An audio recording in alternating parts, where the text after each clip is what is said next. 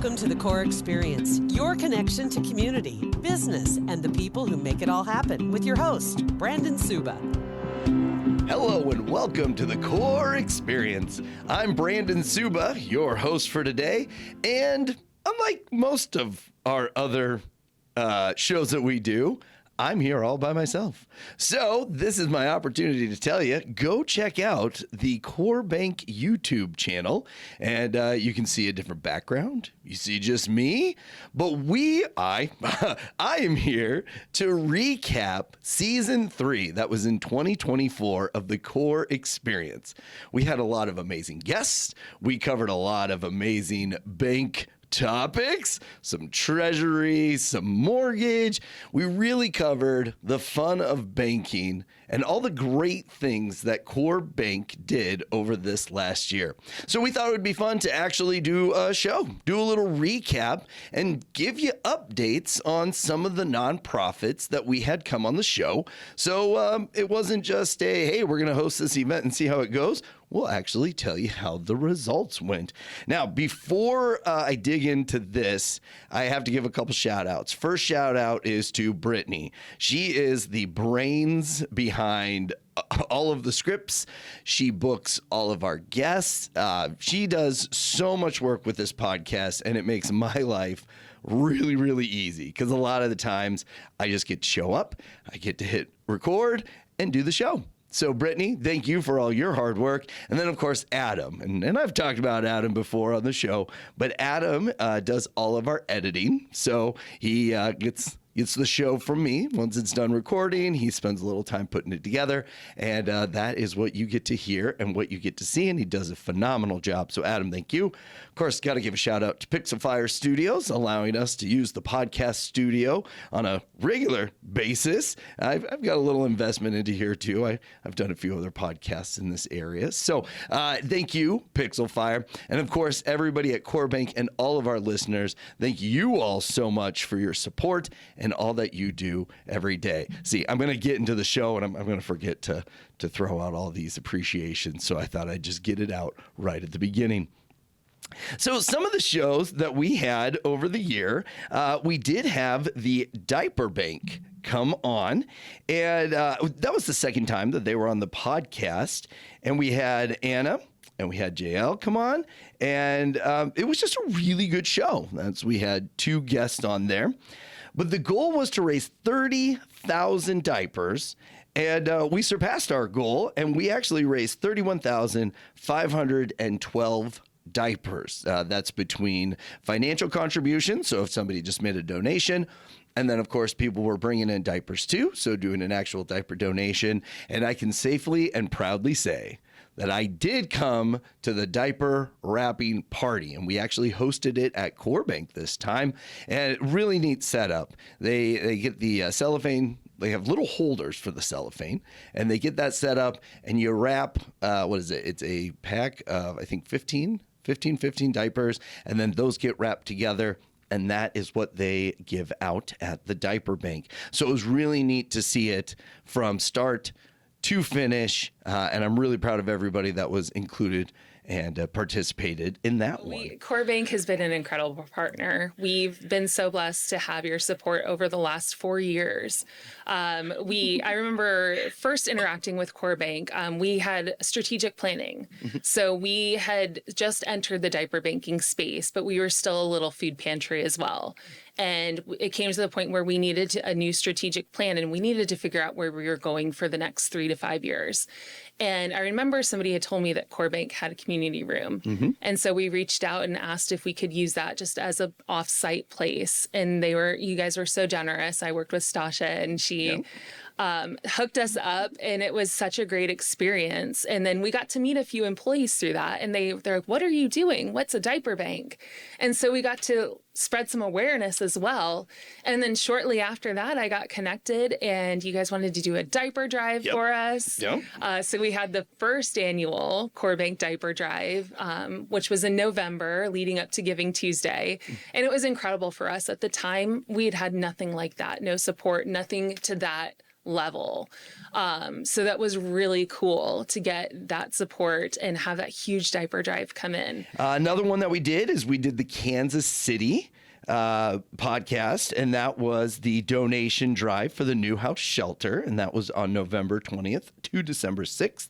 We had Courtney on. She's the CEO at Newhouse, and Jacqueline, she is our branch manager down there in Kansas City. And let's see, what was the final? I don't have the specific numbers on here, but there were a lot of numerous toys, games, and gift cards that were donated to help the families over the holiday season. So Newhouse is Kansas City's first and oldest domestic violence shelter. We're a 92-bed emergency shelter providing safety, therapy, case management, legal services. We have a full-time early learning center for young children and school-aged programming for the older children, all to support families where home is not a safe place. I am soon to celebrate my 5-year anniversary in December, and it has just really been an absolute honor to serve this mission, to serve the people that are calling our shelter their temporary home. Another big exciting news for Kansas City is, and when I'm recording this, it's the week of, that we moved our location. We have a brand new location in Kansas City. It's much more convenient for our clients to come to, and beautiful, just getting that set up there. And I'm really looking forward to maybe a virtual tour. I don't know if I'm going to make it down there to see it anytime soon personally, but we have been seeing updates and just pictures as that has gone. So a lot of big things happening in Kansas City. Congratulations to you guys, and awesome with the Newhouse shelter that we've got to work with there. And then I was thinking to myself, we did a lot of shows and we have a lot of great guests on there. But when I think of how I originally got into podcasting, it was to give more knowledge to business professionals to improve in the networking world, kind of their networking, personal word of mouth referral type networking. And as I look back at all the shows we did, I love all the nonprofits, and I love having them on and them sharing their stories. And I learn so much when they do that.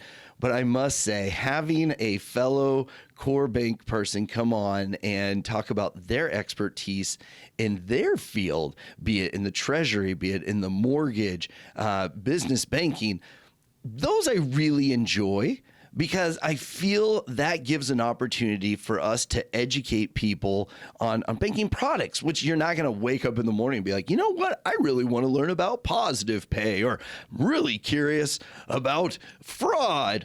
Well, you might have these things. Well, I'm curious about fraud and things like that. But what's neat is we're able to bring that information, put it on the podcast so that you can listen to it in your car when you're doing chores, or maybe you just spend some time relaxing and listening to podcasts. And I hope the core experience is always one of those that you put on there. So that's kind of a recap in a nutshell of season 3. And we have some exciting things coming up for the 2025 season 4 episode. Our first podcast episode of 2024 featured the Special Olympics and focusing on the polar plunge. And we will be doing that again this year. It is on February 8th. So that's going to be at Lake Zorinsky, just like it has been in the past. We're going to, again, of course, be a huge sponsor of the Special Olympics. And, you know, this will be my third plunge since I've come over to Core. This one coming up here next year. And I'll tell you, you dread it a little bit just because, you know, it's going to be cold and everything. But it is a day event. We really show up with Core Bank. We really usually have a very large group, and now it is something that I truly look forward to. So we are doing the polar plunge again, and we thought it would be a lot of fun to do a little video montage. Like I said, Adam does all the editing, and we just want to recap a couple of the really neat things that happened. Maybe there might be a blooper or two in there. There's a lot that you don't get to see at the beginning and the end of these shows. I was trying to warm up my voice a little, and sometimes even just testing microphones, we get some funny stuff on there. So maybe you'll see a couple bloopers in there. But of course, as we go into season 4 in 2025. We are looking forward to having some great guests coming on, continuing to support nonprofits, getting that bank education out there. So please make sure that you subscribe to this podcast, however you get your podcast. Check us out on the YouTube channel. I think it's always neat to get to see the interviews and who we're interviewing. But if you just listen to podcasts, that is the point, and we always appreciate that too. But go give those subscribes if you could. That way you'll always get the most recent podcast episode, and you're still going to get to learn about banking, get to hear about the wonderful things that Core Bank is doing. Hello, everybody. Hello, everybody. Hello, everybody. Hello, everybody. Hello, everybody. Hello, everybody. And welcome to the Core Experience podcast. There are many sports you do within the Special Olympics, but let's, I mean, you can touch on all of them if you would like, but what are some of your favorites? So my favorites are basketball, swimming, cross-country skiing, powerlifting, and track and field. Well, you know, the big thing that I really think is with purpose is it just filters out everything else. You know, years ago, Rick Warren wrote the bestseller Purpose Driven Life. And I mean, it was a good book. You know, I don't think it's that it wasn't his giftedness as a writer as much as the subject matter, I think, was really compelling for people. And, you know, understanding what that purpose is really filters out the things you don't want, right? And same way with businesses, once you know what your purpose is, it's like, okay, we can make decisions off of that. We know how we lead, all those things. Yeah, there's a lot of programs for homeowners, obviously, with NIFA, the Nebraska Investment Finance Authority program. There's FHA, there's VA, there's USDA. I mean, there's almost a program or a product for nearly everyone. The beauty at Core Bank is we do have all access to all those. And if we don't, we're working on it. And secondly, if we can't help somebody, we'll be honest and tell them and try and find them a way, whether it's helping them with their credit to improve their credit, or say, hey, we need to pay a couple things off, or we need to pay down your debt, or let's give it 6 months or a year. We just don't take an app, call them, say, hey, sorry, you don't qualify.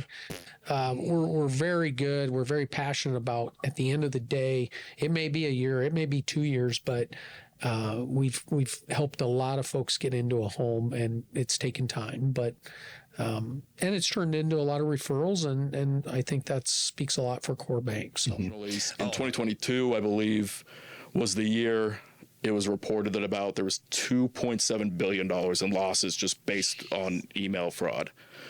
But the other side of that too, though, is that people still write checks. It's one of those things in banking that we can't seem to get away from, but they've been around, and it's something that still people prioritize using with all the technology out there still.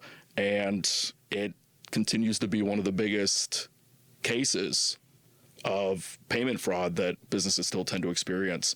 And I think it was again in 2022, still after COVID, that there were about $21 billion in losses just from payment fraud alone, and a good portion of that was from checks. Right. And then we do have a Youth Mart on site. Yeah. That is run by a third party. It's Partnership for Kids runs it for us.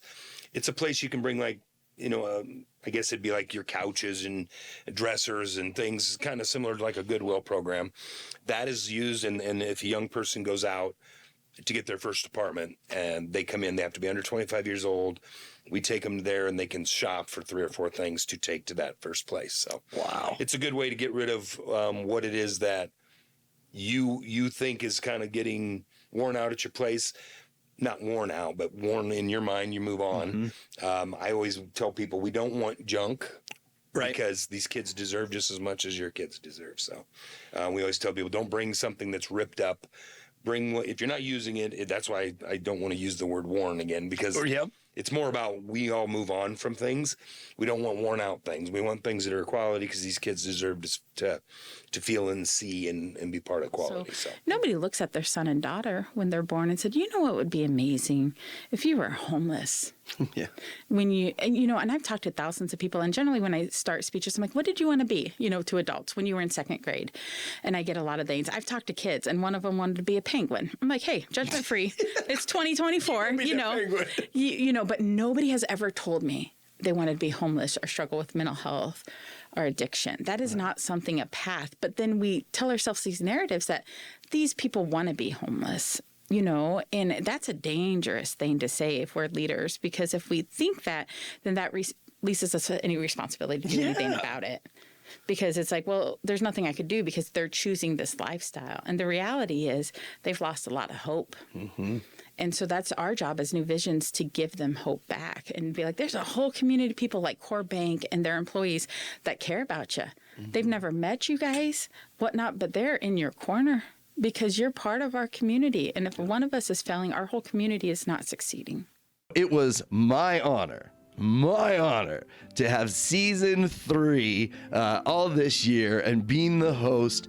I hope you enjoy the little montage recap, and I'm very much looking forward to talking to you on a future podcast for season 4 in 2025. Thank you for listening to The Core Experience, your connection to community, business, and the people who make it all happen. For more details, go to corebank.com/podcast or email coreexperience@corebank.com. Brought to you by Core Bank, member FDIC.